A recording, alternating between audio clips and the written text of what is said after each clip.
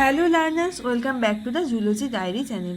যারা বিদ্যাসাগর ইউনিভার্সিটিতে Yuji sixth সেমিস্টারে জুলজি বা অন্যান্য সায়েন্স বেসড অনার্স নিয়ে পড়ছো এবং যাদের বোটানি রয়েছে পাশে, যার সিলেবাসে আছে plant pathogen and plant health science, তাদের আজকে সেই জিনিসটা নিয়ে তোমাদেরকে পড়াবো। তোমাদের এখানে রয়েছে disease, pathogen, inoculum, infection, resistance, incubation period, disease cycle, এগুলোর ডেফিনেশন রয়েছে। আর আছে যে মোস্ট ইম্পর্টেন্ট বলেছি তোমাদের সাজেশানে, যে কক্স পস্টুলেট, ঠিক আছে। আর সিমটমস আছে তোমাদের তিনটে: নেক্রোটিক, হাইপারপ্লাস্টিক এবং হাইপোপ্লাস্টিক। এইগুলো নিয়ে তোমাদের কাছে একটু আলোচনা করব। কি বলছে প্রথমে দেখে নেব। বলছে দেখো, জীবজ বা পরিবেশগত কোনো কারণে সমগ্র উদ্ভিদ বা উদ্ভিদের কোনো অংশে ত্রুটিপূর্ণ কার্যাবলীকে আমরা বলবো উদ্ভিদ রোগ। আর উদ্ভিদ বিজ্ঞানের যে শাখায় আমরা এই রোগ নিয়ে আলোচনা করব তাকেই আমরা বলবো রোগবিদ্যা বা প্ল্যান্ট প্যাথোলজি। এবারে সম্পর্কে একটু জেনে নেব কি বলছে উদ্ভিদ রোগ কাকে বলছে। দেখো, যদি শুধু আসে রোগ সম্পর্কে তখন লিখবে যে পরিবেশগত কারণে বা জীবাণু সংক্রমণের ফলে উদ্ভিদের বিপাক, বৃদ্ধি, প্রজনন। আচ্ছা, এটা যদি উদ্ভিদ রোগ আছে তখন এইটা লিখবে, তাকে বলবো উদ্ভিদ রোগ। আর যদি শুধু রোগ আছে তখন লিখবে পরিবেশগত কারণে বা জীবাণু সংক্রমণের ফলে পোষক দেহের বিপাক, বৃদ্ধি, প্রজনন প্রভৃতি ব্যাহত হয় এবং তার ফলে পোষক দেহের যে ক্ষতি সাধন হয় তাকে বলবো, এবং এমনকি পোষকের মৃত্যু পর্যন্ত ঘটে তাকে বলবো রোগ। যদি উদ্ভিদ রোগ প্রপার উল্লেখ করে দেয় তাহলে এই সংজ্ঞাতে উদ্ভিদ কথাটা উল্লেখ করবে। যদি শুধু রোগ থাকে তাহলে পোষক দেহ বলবে, কারণ সেটা উদ্ভিদ দেহ ও জীবদেহ দুটোই বোঝায়। আচ্ছা, এবারে বলবো পোষক কাকে বলে। পরজীবী অর্থাৎ রোগ উৎপাদনে সক্ষম যে সজীব বস্তু উদ্ভিদ দেহে প্রবেশ করে, আশ্রয় নেয় এবং পুষ্টি লাভ করে এবং জীবনচক্র সম্পন্ন করে, রোগের লক্ষণগুলি প্রকাশ করে, সেই উদ্ভিদকে বলবো পোষক। যেমন যদি আমি দেখি কাণ্ডের কৃষ্ণবর্ণ মরিচা রোগ, ব্ল্যাক স্টেম রাস্ট, সেটার জন্য পোষক কী হবে? গম। কারণ গমের, আমরা বলি গমের ক্ষেত্রেই কৃষ্ণবর্ণ মরিচা রোগ দেখতে পাওয়া যায়। আবার আরেকটা উদাহরণ আমরা কী দেব, লেট ব্লাইট মানে বিলম্বিত ধসা রোগ। এর জন্য যদি আমরা পোষক দেহ দেখি তাহলে আমরা কী দেখব? এর জন্য পোষক দেহ হচ্ছে আলু। আলু গাছের ক্ষেত্রে লেট ব্লাইট অফ পটাটো আমরা বলি বিলম্বিত ধসা রোগ দেখতে পাবো। আচ্ছা, এরপরে আমরা চলে যাবো প্যাথোজেন কাকে বলে। তোমাদের ডিজিজ বললাম, হোস্টটাও সাথে বলে দিলাম, তার সঙ্গে দেখো প্যাথোজেন কাকে বলবো না, যে সজীব অস্তিত্বশীল বস্তু জীবদেহে আক্রমণ করে রোগ উৎপাদনে সক্ষম হয় তাকে বলবো প্যাথোজেন। প্যাথোজেন ভাইরাস হতে পারে, ব্যাকটেরিয়া হতে পারে, তার প্রজননশীল অঙ্গ বা রেণু সেগুলোও প্যাথোজেন হিসেবে কাজ করতে পারে। তাহলে আলুর, দেখো এই যে উদাহরণটা আমি ওখানে দিয়েছিলাম, এখানে বলেছে আলুর বিলম্বিত ধসা রোগের প্যাথোজেন হলো ফাইটোপথোরা ইনফেস্টেন্স। আচ্ছা, এরপরে এগুলো তোমাদের সংজ্ঞা দেয়নি। আচ্ছা, ইনফেকশন সম্পর্কে তোমাদের একটু বলে দিই। ইনফেকশন কি বলছে না, পোষক দেহে প্রবেশ করার পর প্যাথোজেনের প্রতিষ্ঠা লাভ করার পদ্ধতিগত। পোষক দেহে প্রবেশ করার পর যখন প্যাথোজেনটা ধীরে ধীরে বৃদ্ধি পায় তাকেই আমরা বলবো সংক্রমণ। এই সংক্রমণ কিন্তু 4 প্রকারের হয়। সেই 4 প্রকারগুলো কি কি, চলো সেই প্রকারভেদগুলো দেখে নেব। দৃশ্যমান বা ভিজিবল ইনফেকশন, ইনভিজিবল বা অদৃশ্য সংক্রমণ, লোকালাইজড বা স্থানিক সংক্রমণ, আর আছে সিস্টেমিক সংক্রমণ। এই যে লোকালাইজড আর সিস্টেমিক, এটা কিন্তু তোমাদের ইউনিট 2-এ একটা ইম্পর্টেন্ট প্রশ্ন আসতে পারে। লার আর বলেছি ভার্সেস সার পার্থক্য আসতে পারে, আবার শর্ট নোটও আসতে পারে, অর্থাৎ লোকাল অ্যাকোয়ার্ড রেজিস্ট্যান্স আর সিস্টেমিক অ্যাকোয়ার্ড রেজিস্ট্যান্স। আচ্ছা, তাহলে আমরা চলে যাবো এবারে। যে সংক্রমণ বাইরে থেকে উদ্ভিদের বহির্ভাগে হওয়ার জন্য সহজে দেখতে পাবো তাকে বলবো দৃশ্যমান সংক্রমণ। যদি পোষকের অভ্যন্তরে হয়, খালি চোখে দেখা না যায়, বাইরে থেকে দৃষ্টিগোচর না হয়, তাকে বলবো অদৃশ্য। যে সংক্রমণের ফলে রোগ আক্রান্ত স্থান এবং তার নিকটবর্তী অঞ্চলে সীমাবদ্ধ থাকে তাকে বলবো স্থানিক। আর যার ফলে, যে সংক্রমণের ফলে রোগ লক্ষণ সমগ্র পোষক দেহে ছড়িয়ে পড়ে তাকে আমরা বলবো সিস্টেমিক ইনফেকশন। আচ্ছা, এখান থেকে আরেকটা জিনিস জেনে রাখবো, ভিরুলেন্স, এটা তোমাদের সিলেবাসে নেই তাও জেনে রাখবে, যে প্যাথোজেনের রোগ সৃষ্টি করার আপেক্ষিক তীব্রতা, প্যাথোজেনের তীব্রতা যে, তাকেই বলবো ভিরুলেন্স। যে প্যাথোজেনের ভিরুলেন্স যত বেশি তার রোগ সৃষ্টি করার ক্ষমতাও তত বেশি হবে। আবার যারা ভিরুলেন্ট নয়, অ্যাভিরুলেন্ট, আমরা জানি কি কোনো কিছু বা যে যুক্ত করছি তাকে সেটা মানে না। তাহলে অ্যাভিরুলেন্ট মানে কি, প্যাথোজেনের রোগ আক্রমণের ক্ষমতা থাকবে না। আচ্ছা, রেজিস্ট্যান্স কাকে বলবো না, রেজিস্ট্যান্স হচ্ছে যে ধর্মের ফলে পোষক উদ্ভিদ কোনো নির্দিষ্ট রোগকে সম্পূর্ণ বা আংশিকভাবে প্রতিরোধ করতে পারবে তাকেই আমরা বলবো প্রতিরোধ ক্ষমতা। আচ্ছা, এখানে বলেছে প্রতিরোধ ক্ষমতা সাসেপ্টিবিলিটির বিপরীত ধর্ম। চলো সাবসেট আর সাসেপ্টিবিলিটি সম্পর্কে একটু জেনে নিই। বলছে কি, যে পোষক উদ্ভিদ সহজেই প্যাথোজেন দ্বারা আক্রান্ত হয়ে রোগ লক্ষণ প্রকাশ করে তাকে বলবো সাসেপ। আবার কি বললাম, তাহলে সাসেপ কাকে বলবো? যে পোষক উদ্ভিদ সহজেই প্যাথোজেন দ্বারা আক্রান্ত হওয়ার পরে রোগ লক্ষণ প্রকাশ করে তাকে বলবো সাসেপ। জিনগত বা শারীরবৃত্ত যে কারণসমূহ উদ্ভিদকে সহজেই রোগাক্রান্ত করে তাকে বলবো সাসেপ্টিবিলিটি। আর এই রোগাক্রান্ত করার যে ধর্মটা, তাকে উদ্ভিদের যে নির্দিষ্ট রোগ বা কি বলবো আংশিক যে ধর্মের ফলে তাকে অবদমিত করছে তাকে আমরা বলবো তার রেজিস্ট্যান্স। তাহলে সাসেপ্টিবিলিটি হচ্ছে উদ্ভিদকে সহজে রোগাক্রান্ত করার ধর্ম বা প্রকৃতি, আর রেজিস্ট্যান্স হচ্ছে সেই রোগকে প্রতিরোধ করার ধর্ম বা প্রকৃতিই হচ্ছে রেজিস্ট্যান্স। এরপরে তোমাদের আছে ইনোকুলাম। ইনোকুলাম কাকে বলছে? প্যাথোজেন বা প্যাথোজেনের যে অংশটা রোগ সংক্রমণের জন্য দেয় তাকে আমরা বলবো বীজায়ন বা ইনোকুলাম। এখানে ভাইরাসের আরএনএ হতে পারে, সমগ্র ব্যাকটেরিয়া কোষ, ছত্রাকের রেণু, নিমাটোডের ডিম্বাণু, ঠিক আছে, এগুলো হচ্ছে ইনোকুলাম রূপে কাজ করে। এরপরে আছে দেখো প্রাইমারি সেকেন্ডারি, এটা সম্পর্কে একটু জেনে নেব। কি বলছে? প্রাইমারি সেকেন্ডারি ইনোকুলাম আর প্রাইমারি সেকেন্ডারি ইনফেকশন সম্পর্কে জানবো। প্রাইমারি কি বলছে? প্রতিকূল পরিবেশে সুপ্ত থাকার পর প্যাথোজেনের যে রোগ আক্রমণকারী অঙ্গ সুস্থ উদ্ভিদকে আক্রমণ করে তাকে প্রাথমিক ইনোকুলাম বলে। আর রোগাক্রান্ত গাছ থেকে প্যাথোজেনের যে সংক্রমণকারী অঙ্গ সুস্থ উদ্ভিদে বিস্তার লাভ করে তাকে বলবো ইনোকুলাম, গৌণ ইনোকুলাম। অর্থাৎ একটা প্যাথোজেন ছিল, সে পরিবেশে সুপ্ত অবস্থায় ছিল, দিয়ে কি করলো, একটা আক্রমণকারী অঙ্গ, ঠিক আছে, এই প্যাথোজেনটা কী করলো, একটা সুস্থ উদ্ভিদকে আক্রমণ করে তার মধ্যে রোগ সৃষ্টি করলো, তাকে আমরা বললাম প্রাইমারি ইনোকুলাম। প্রাইমারি, আচ্ছা এটা লিখে দিই। আবার এই উদ্ভিদ থেকে রোগটা যখন আরেকটা উদ্ভিদে গিয়ে তাকে আক্রান্ত করবে, আরেকটা উদ্ভিদকে যখন আক্রান্ত করবে তখন তাকে আমরা বলবো সেকেন্ডারি। এটা হচ্ছে ইনোকুলাম। এরপরে বলছে সংক্রমণ কি না, প্রতিকূল পরিবেশে সুপ্তাবস্থায় থাকার পর অনুকূল পরিবেশে প্যাথোজেনের সুস্থ পোষককে আক্রমণ করার প্রক্রিয়াকে প্রাথমিক সংক্রমণ বলবো। আবার রোগাক্রান্ত গাছ থেকে সুস্থ উদ্ভিদ প্যাথোজেনের বিস্তার লাভকে গৌণ সংক্রমণ। সেমভাবে জিনিসটা হচ্ছে। আচ্ছা, এরপরে বলছি ইনকিউবেশন পিরিয়ড। ইনকিউবেশন পিরিয়ড কাকে বলবো? রোগ সংক্রমণ ও রোগ লক্ষণ প্রকাশিত হওয়ার অন্তর্বর্তী সময়, মানে প্যাথোজেনটা শরীরে অ্যাটাক করলো, তারপরে যে সিমটমসগুলো প্রকাশ পেলো, একটা তো মিনিমাম গ্যাপ থাকে, টাইম থাকে, সেই সময়কালকে, সেই অন্তর্বর্তী সময়কালকে আমরা বলবো ইনকিউবেশন পিরিয়ড। এই সময়কালে প্যাথোজেন কী করছে? পোষক দেহে প্রবেশ করে তাদের সংখ্যা বৃদ্ধি করে এবং অধিবিষ বা টক্সিন উৎপন্ন করে পোষককে রোগের লক্ষণ প্রদর্শন। এবার ইটিওলজিতে একটু জেনে রাখবে, রোগ সৃষ্টি হওয়ার যে কারণ, রোগ সৃষ্টি হওয়ার যে কারণ তাকেই আমরা বলবো নিদান তত্ত্ব বা ইটিওলজি। এটা তোমাদের সিলেবাসে নেই কিন্তু জেনে রাখবে। যে বিষয়ে প্যাথোজেনের প্রকৃতি ও রোগের কারণ সম্পর্কে আলোচনা করে তাকে আমরা বলবো নিদান তত্ত্ব। তাহলে তোমাদেরকে আমি disease, pathogen, inoculum, infection, resistance, incubation period বলে দিলাম।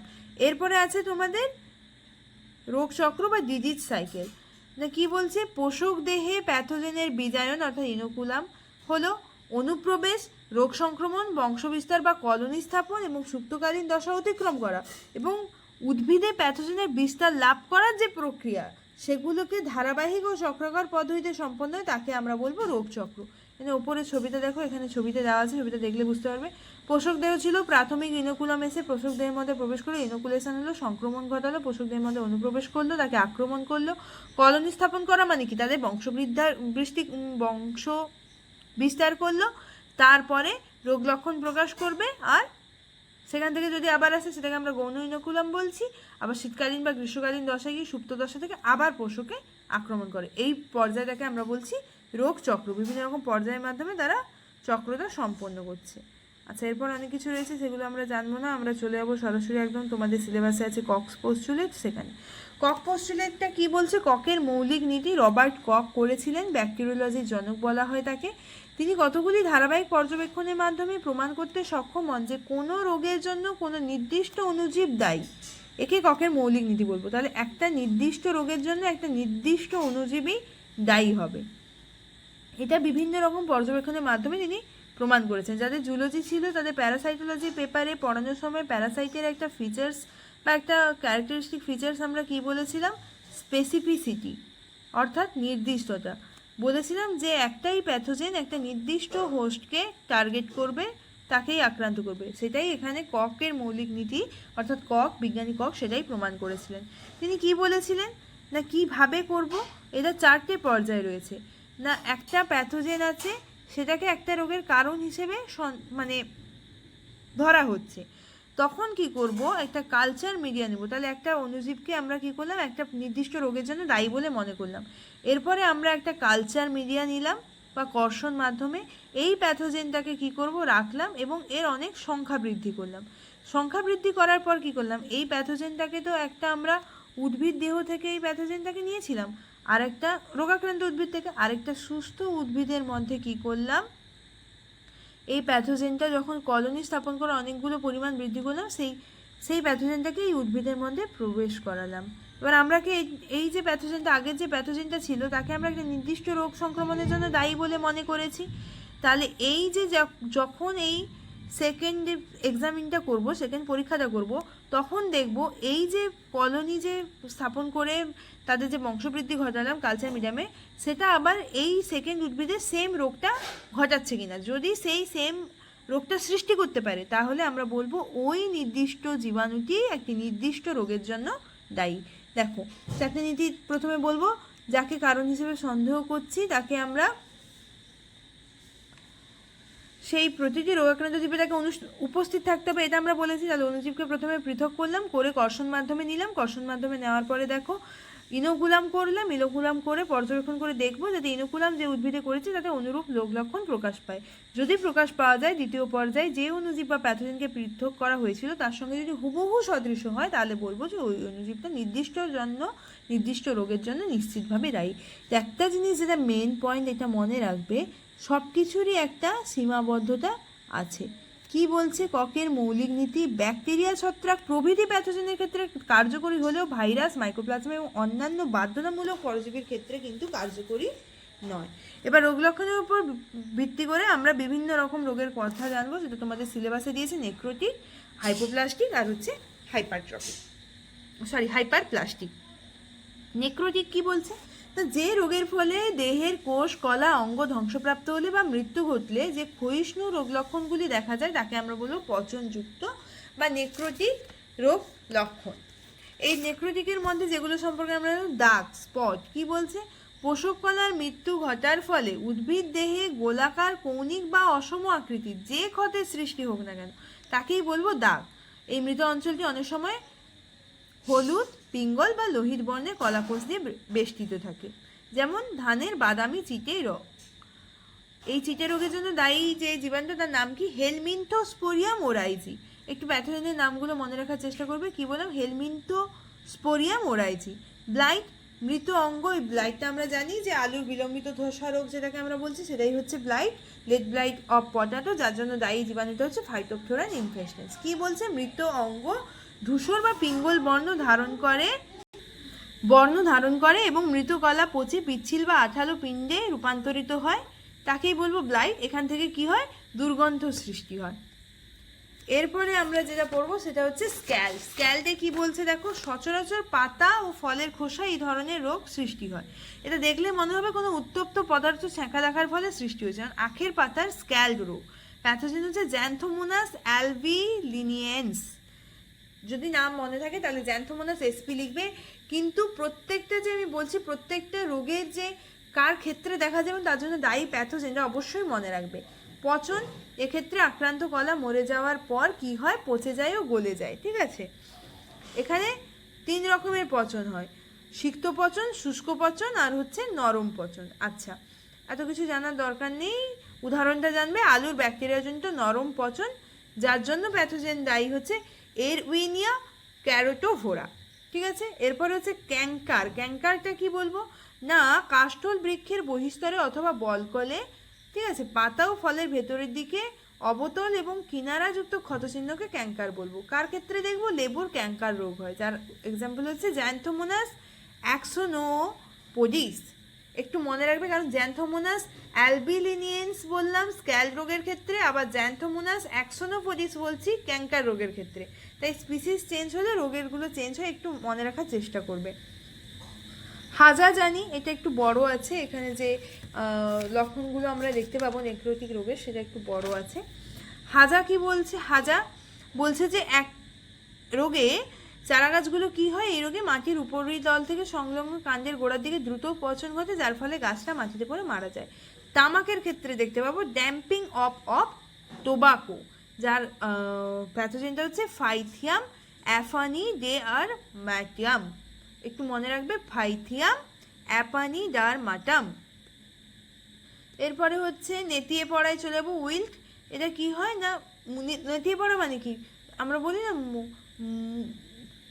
যে হচ্ছে মূর্ছা গেছে বা মুষড়ে গেছে, সেই জিনিসটা। তাহলে মূলতন্ত্রে আঘাত ও পচনের জন্য সংবহন নালীতে মাইসেলিয়াম জট পাকিয়ে কি হয়, উদ্ভিদের জল সংবহন প্রক্রিয়া ব্যাহত হয়। এর উদাহরণ কি বলবো, অরহর ডালের ক্ষেত্রে এটা দেখতে পাই, wilt disease of pigeon pea. প্যাথোজেনের নামটা কি, ফিউসারিয়াম উডাম। আচ্ছা, এরপরে অ্যাট্রফি বা হাইপোপ্লাস্টিক। তাহলে হাইপোপ্লাস্টিককে আরেকটা কী রোগ বলছি, অ্যাট্রোপি। আর হাইপারট্রপিক বা হাইপোপ্লাস্টিক বলবো। অ্যাট্রোপিকের মধ্যে আছে ক্লোরোসিস। এখান থেকে তোমাদের শর্ট কোশ্চেনও এভাবে দিতে পারে যে ক্লোরোসিস রোগটি কী, আর ক্লোরোসিস কী রোগ বা ক্লোরোসিস কী, এইভাবে প্রশ্ন আসতে পারে। ক্লোরোফিল সংশ্লেষ কমে যাওয়ার ফলে বা ক্লোরোফিল নষ্ট হয়ে যাওয়ার পরে কি হয়, পাতা এবং অন্যান্য সবুজ অঙ্গ হলুদ হয়ে যায় বা বিবর্ণ হয়ে যায়, তাকে আমরা বলবো ক্লোরোসিস। ছত্রাক, ব্যাকটেরিয়া, ভাইরাসের প্রভাবে এই রোগ হয়। মোজাইক রোগ কি হয় না, রোগাক্রান্ত পাতার স্থানে স্থানে ক্লোরোফিল নষ্ট হয়ে যাওয়ার জন্য পাতার স্বাভাবিক সবুজ রঙের উপর সাদা বিবর্ণ ছাপ দেখা যায়, যাকে আমরা বলবো মোজাইক রোগ। এটা কার ক্ষেত্রে দেখা যায়, টোবাকো মোজাইক ডিজিজ, যার প্যাথোজেনটা হচ্ছে টোবাকো মোজাইক ভাইরাস, অর্থাৎ টিএমবি ভাইরাস যে আমরা বলে থাকি, সেইটা হচ্ছে প্যাথোজেন। শিরানিকাশ কি বলছে, শিরানিকাশ বলছে ভাইরাস আক্রান্ত পোষকে শিরা নিকটবর্তী অঞ্চলে সব কিছুই ক্লোরোফিল নষ্ট হচ্ছে। প্রথমে ক্লোরোসিসে তো বললাম ক্লোরোফিল নষ্ট হবে। মোজাইক রোগের ক্ষেত্রেও বললাম পাতার স্থানে স্থানে ক্লোরোফিল নষ্ট হয়ে যায়, দিয়ে সবুজ বর্ণের ওপর সাদা বিবর্ণ ছোপ দেখতে পাবো। শিরানিকাশে বলবো শিরার নিকটবর্তী অঞ্চলে যখন ক্লোরোফিল নষ্ট হয়ে যায় তখন তাকে আমরা বলবো শিরানিকাশ। আচ্ছা, অকাল মোচন আছে। অকাল মোচন কাকে বলবো, অর্থাৎ অ্যাবরশন না হরমোন এবং অত্যাবশ্যক মৌলের ঘাটতি। তাহলে এতক্ষণ পর্যন্ত ক্লোরোসিস, মোজাইক আর সিরানিকাস জানলাম ক্লোরোফিলের জন্য হয়। অকাল মোচন হয় কেন, বিভিন্ন রকম হরমোন এবং অত্যাবশ্যক মৌলের ঘাটতি হলে এবং উদ্ভিদ পরজীবী দ্বারা আক্রান্ত হলে তখন উদ্ভিদাঙ্গের পরিস্ফুটন বন্ধ হয়ে যায়, ফল, ফুল, পাতা এগুলো কি হয়, অপরিণত অবস্থায় অকালে ঝরে পড়ে, তাকেই আমরা বলবো অকাল মোচন। এরপরে খর্বতা। খর্বতা আমরা দেখতে পাই বেগুনের ক্ষুদ্র পাতা, যার জন্য দায়ী হচ্ছে মাইকোপ্লাজমা। কি বলছে, হরমোন এবং এখানেও হরমোন এবং বিভিন্ন অত্যাবশ্যক মৌল সঠিক পরিমাণে না থাকলে পরজীবী আক্রমণের ফলে বৃদ্ধির হার কমে যায়। ঠিক আছে, এই কারণে সমগ্র উদ্ভিদ বা উদ্ভিদঙ্গ আকৃতিতে ছোট হয়ে যায়, একেই বলবো খর্বতা। কোঁচকানো। কোঁচকানো কি বলছে না, এখানে আবার দেখো, তাহলে খর্বতা আর অকাল মোচন জানলাম হরমোন এবং অত্যাবশ্যক মৌলের অভাবে হয় বা প্যাথোজেন আক্রমণ করলে। কোঁচকানোতে আবার বলবো ক্লোরোসিস, অর্থাৎ স্বল্প ক্লোরোফিলযুক্ত ধূসর অঞ্চল। স্বল্প ক্লোরোফিলযুক্ত ধূসর অঞ্চলটি স্বল্প বৃদ্ধি এবং স্বাভাবিক সবুজ অংশের অধিক বৃদ্ধি ঘটায়, পাতা অসম প্রসারণের ফলে কুঁচকে যায়, একে বলবো কুঞ্চন বা কোঁচকানো। অর্থাৎ ক্লোরোসিস কি হচ্ছে, স্বল্প ক্লোরোফিলযুক্ত ধূসর অঞ্চলটি, যেখানে ক্লোরোফিলটার পরিমাণ কম থাকবে সেই জায়গাতে কি হবে, তার ক্লোরোফিল কম থাকলে সেই জায়গাটার কালার কেমন হয়ে যাবে, ধূসর। সেই ধূসর অঞ্চলটা কী হবে, স্বল্প বৃদ্ধি ঘটবে এবং স্বাভাবিক সবুজ অংশের কী হবে, অধিক বৃদ্ধি ঘটবে, এর ফলে পাতাটা কী হবে, কুঁচকে যাবে, সেই জিনিসটাকে আমরা বলছি কোঁচকানো বা কুঞ্চন। আচ্ছা, এরপরে গোলাপ আকৃতি হয়তো পরীক্ষায় যেমন ক্লোরোসিস আসতে পারে এমন রোজোটিংও দিতে পারে। জিএ মানে জিব্বারেলিক অ্যাসিড। জিব্বারেলিক অ্যাসিড যেটা, সেই হরমোনের অভাবজনিত কারণে কি হয় বা সেই হরমোনের অভাবজনিত কারণে অথবা পরজীবী সংক্রমণ করলে পর্বমধ্যগুলি অত্যন্ত ছোট হয়ে যায় এবং পর্বগুলি কাছাকাছি চলে আসার ফলে কি হয়, পাতাগুলো ঘন সন্নিবিষ্ট হয় এবং চক্রাকারে অবস্থান করে, তাকে আমরা বলছি রোজেটিং। তাহলে আমরা এখানে কি কি জানলাম এই জায়গাটায়, এখানে আমরা জানলাম প্রথমে ক্লোরোসিস, যেটা ক্লোরোফিলের জন্য হচ্ছে। মোজাইক রোগ, এটাও ক্লোরোফিলের জন্য হয়। শিরানিকাশও ক্লোরোফিল, সব কিছুই ক্লোরোফিল নষ্ট হয়ে যায়, ক্লোরোফিল কমে যায়। আচ্ছা, অকাল মোচন আর খর্বতা কি জানলাম, হরমোন এবং অত্যাবশ্যক মৌলের ঘাটতি ঘটলে অথবা বাইরে থেকে প্যাথোজেন প্রবেশ করলে। কোঁচকানো কেন হয়, ক্লোরোফিলের পরিমাণ যেখানে কম সেখানকার বৃদ্ধিটা কম হয়, আর সবুজ অংশ যেখানে আছে সেখানকার বৃদ্ধিটা বেশি হয়, তাই কোঁচকানো বা কুঁচকে যায়। গোলাপ আকৃতির ধারণ, জিব্বারেলিক অ্যাসিড যে হরমোন তার পরিমাণটা কমে গেলে। আচ্ছা, এরপরে লাস্ট পার্টে একদম চলে যাবো হাইপারট্রপিক বা হাইপার প্লাস্টিক এখানে কি হয়, এখানে বলছে দেখো কোষের অতিরিক্ত বিভাজন বা আয়তন বৃদ্ধির ফলে উদ্ভিদ অঙ্গের অস্বাভাবিক বৃদ্ধি ঘটে। অত্যধিক কোষ বিভাজনের ফলে কোষের সংখ্যাধিক্য ঘটায় উদ্ভিদ অঙ্গের আয়তনের যে অস্বাভাবিক বৃদ্ধি পরিলক্ষিত হয় তাকেই আমরা বলবো হাইপারট্রপিক। তাহলে হাইপোপ্লাস্টিক বলেছিলাম রোগ লক্ষণের ফলে উদ্ভিদের যে অংশ মানে উদ্ভিদের বিভিন্ন অংশ ক্ষয় এবং কোষ বিভাজন ব্যাহত হওয়ার ফলে উদ্ভিদের অঙ্গের স্বল্প বৃদ্ধি ঘটে তাকে বলবো অ্যাট্রোপিক বা হাইপোপ্লাস্টিক। আর অতিরিক্ত বিভাজন বা বৃদ্ধির ফলে কোষের অতিরিক্ত বিভাজন বা আয়তন বৃদ্ধির ফলে যখন উদ্ভিদের অঙ্গের আয়তন অস্বাভাবিকভাবে বৃদ্ধি পায় তখন তাকে আমরা বলবো হাইপারপ্লাস্টিক বা হাইপারট্রপিক। আচ্ছা, এগুলো তোমাদেরকে এরকমভাবে লিখতে আসতে পারে, অথবা 2 নম্বরে কোশ্চেন হিসেবে দিতে পারে যে হাইপারপ্লাস্টিক রোগ লক্ষণ কী। আচ্ছা, এর রোগ লক্ষণে কী কী জানবো? আমরা জানবো গল, আমরা জানবো কুঞ্চন, এখানেও কুঞ্চন আছে, সেখানে বলেছে কোঁচকানো রিঙ্কেল হয়ে যাবে, আর এখানে কুঞ্চনটা বলছে কার্ল, দুটোর মধ্যে পার্থক্যটা পড়লে বুঝতে পারবে। এরপরে আছে স্ক্যাব, উইচেস ব্রুম, আর হচ্ছে ফোস্কা বা ব্লিস্টার। আচ্ছা, পরীক্ষায় কিন্তু এই যে ফোস্কা বা ব্লিস্টার কথাটা বললাম, এটা কিন্তু তোমাদের পরীক্ষায় 2 নম্বরেরও আসতে পারে যে ফোস্কা বা ব্লিস্টার জিনিসটা কি। শুধুমাত্র এটা নয় যে এর মধ্যেই আছে তাই আসবে, 2 নম্বরের কোশ্চেন হিসেবে কিন্তু এটা আসতে পারে। গল কি বলছে? এই রোগে উদ্ভিদ দেহে গোলাকার বা বিষম আকৃতির মাংসল বা কাষ্ঠল উপবৃদ্ধি দেখা যায়। গল আকৃতিতে বড় হলে তাকে আমরা কি বলবো? অর্বুদ, আর যখন ছোট হয় তাকে আমরা বলি ওয়াট বা টিউবারকিল। এর উদাহরণ কি? নিমাটোড ঘটিত টমেটো মূলের অর্বুদ, যেটাকে আমরা বলি রুট নট অফ টমেটো, যেটা হচ্ছে মেলোডি জাইনি ইনকগনিটা। কি বললাম? মেলয়ডোগনি ইনকগনিটা। আর এগুলো একটু জানি, একটু টার্মগুলো কঠিন আছে, একটু ভালো করে দেখবে। আর আলুর ওয়ার্ট রোগের জন্য হচ্ছে সিনচিট্রিয়াম এন্ডোবায়োটিকাম। আচ্ছা, এরপরে আমরা চলে যাবো কুঞ্চন। দেখো সেখানে আমরা কি বললাম যে ধূসর জায়গাটা কম পরিমাণে বৃদ্ধি পাবে, কালারটা চেঞ্জ করছি, ধূসর জায়গাটা কম পরিমাণে বৃদ্ধি পাবে, আর যে সবুজ অংশটা আছে তারটা বেশি পরিমাণে হবে, এর ফলে পাতাটা কুঁচকে যাবে। আচ্ছা, এখানে কি বলছে? পাতা বা কাণ্ডের একটি তল একটি পার্শ্ব বা অতিরিক্ত বৃদ্ধি পেলে বেঁকে যায় বা কুঞ্চিত হয়। তাহলে সেখানে বললাম একটা অংশ ছিল, সেই অংশের পরিমাণ কম বৃদ্ধি পায়, অপর অংশের পরিমাণ বৃদ্ধি পাওয়ার ফলে পাতাটা কুঁচকে যায়। আর এখানে পাতার একটা তল বেশি বৃদ্ধি পেলে পাতাটা কুঁচকে যায়, তখন তাকে আমরা কি বলবো? কুঞ্চন। যেমন হচ্ছে পিচ লিফ কার্ল ডিজিজ, যার প্যাথোজেন হচ্ছে ট্যাফ্রিনা ডিফরমেন্স। স্ক্যাব কি? স্ক্যাব হচ্ছে উদ্ভিদ অঙ্গের একটা পৃষ্ঠতল সামান্য উঁচু ও কঠিন হবে, যেমন আলুর স্ক্যাব রোগ, স্ট্রেপ্টোমাইসিস স্ক্যাবিস। ঠিক আছে, এরপরে হচ্ছে উইচেস ব্রুম। উইচেস ব্রুমও তোমাদের 2 নম্বরে আসতে পারে। উইচেস ব্রুমটা কি বলছে? না, রোগাক্রান্ত উদ্ভিদ থেকে অসংখ্য সরু, এই যে এই পাশেই ছবিটা দেওয়া আছে দেখতে পাচ্ছ, রোগাক্রান্ত উদ্ভিদ থেকে অসংখ্য সরু সমান্তরাল ঝাঁটার মতো কাণ্ডের সৃষ্টি হয়, তাকেই আমরা বলি উইচেস ব্রুম। আচ্ছা, একে ঝাঁটার মতো দেখতে হয় বলেই একে কিন্তু আমরা উইচেস ব্রুম বা ডাইনির ঝাঁটা বলে থাকি। ফোস্কা বা ব্লিস্টার, যেটা বললাম 2 নম্বরে আসতে পারে। কি বলছে? উদ্ভিদ অঙ্গ বিশেষত পাতার ওপর, উদ্ভিদ অঙ্গে তো হয়, বিশেষ করে পাতার ওপর সাদা ফুসকুড়ি বা ফোস্কার মতো যখন ক্ষত দেখতে পাবো তাকে বলবো ব্লিস্টার। পরিণত অবস্থায় ব্লিস্টার বিদীর্ণ হয়ে রেণু নির্গত হয়। তাহলে উদ্ভিদ অঙ্গে হতে পারে, আবার বিশেষ করে পাতার উপরে এটা বেশি দেখতে পাওয়া যায়, এই ফোস্কা বা ব্লিস্টারটা। তাহলে এই ছিল তোমাদের ইউনিট 1, যেখানে তোমাদের ছিল প্ল্যান্ট প্যাথোজেন সম্পর্কে, যেখানে ডিজিজ কাকে বলে, বিভিন্ন ডেফিনেশন আমরা জানলাম, disease, incubation period, inoculum, pathogen, infection, resistance, disease cycle, এবং এখানে মেন যে জিনিস জানলাম এখান থেকে লং কোশ্চেন, এগুলো সব 2 নম্বরের। লং কোশ্চেন জানলাম কক্স পোস্টুলেট, 2 নম্বরের শর্টেও আসতে পারে। আর হচ্ছে সিমটম হচ্ছে নেক্রোটিক, হাইপোপ্লাস্টিক, হাইপারপ্লাস্টিক। এইখানে তোমাদের যদি পরীক্ষা দিয়ে দেয় যে অ্যাট্রোপিক রোগ লক্ষণ কী বা হাইপারট্রপিক, গুলিয়ে ফেলবে না, অ্যাট্রোপিক হাইপোপ্লাস্টিককে বলা হয়, আর হাইপারট্রপিকটা হাইপারপ্লাস্টিককে বলা হয়। এটা তোমাদের লং কোশ্চেন হিসেবে আসতে পারে, এগুলো আবার 2 নম্বর হিসেবেও আসতে পারে। আজ এগুলো বললাম ক্লোরোসিস, উইচেস ব্রুম, ব্লিস্টার, এগুলো কিন্তু তোমাদেরকে 2 নম্বর প্রশ্ন হিসেবেও শুধু দিতে পারে। আর এই ছিল তোমাদের ইউনিট 1। ভিডিওটা ভালো লাগলে, যদি পড়াটা তোমরা বুঝতে পারো, তাহলে একটা লাইক করে দিও এবং বন্ধুদের সঙ্গে শেয়ার করো। এরকম বিভিন্ন রকমের পড়ার রিলেটেড ভিডিও পেতে চাইলে দ্য জুলজি ডায়েরি চ্যানেলকে সাবস্ক্রাইব করে পাশে থেকো। অবশ্যই সাবস্ক্রাইব করার পর বেল আইকনটি প্রেস করবে, যাতে নিয়মিত ভিডিও আপলোড করলে তোমাদের কাছে তার নোটিফিকেশান চলে যায়।